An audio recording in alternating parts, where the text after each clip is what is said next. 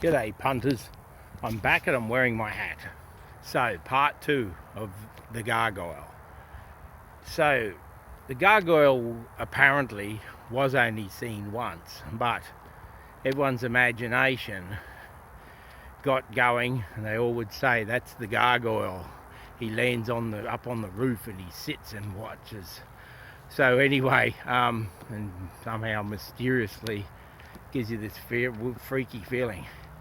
So anyway, what the guy had told me is, yeah, he'd looked around to the tin roof over the building and he'd seen it sitting up there. And I think myself it could have even been a person just clowning around. You know, a lot of people don't like security guards and might have been wanting to play a trick on him, try and scare him or something. I don't know. Watching what he was doing, maybe the guy was trying to break into something. I don't know. It is likely it was a large bird because sometimes things look bigger in the dark than what they are. But anyway, I won't go on too much. I would like to try and wrap it up for you guys.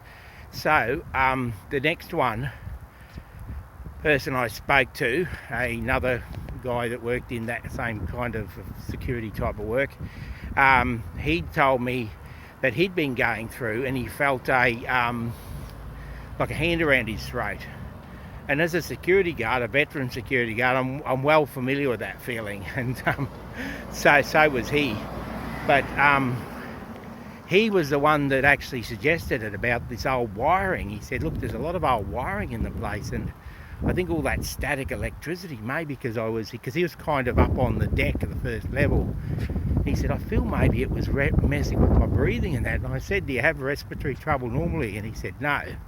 But he said, I did find myself, if he'd heard the story, that alone could have made him a bit nervous, you know, because you don't have to believe in the supernatural, but anything a bit out of the ordinary, when you're working at night, you do get a little bit of a freaky feeling. So anyway, look, I'm ruining the story by giving all these explanations, I know, but it is still a great story, isn't it? And then the third person told me something similar. He said when he was a kid, he had gotten a slight electric shock. Not a real bad one, but he felt a funny buzzy feeling through his body. And he said he got that. So I'm really leaning towards some kind of static electricity.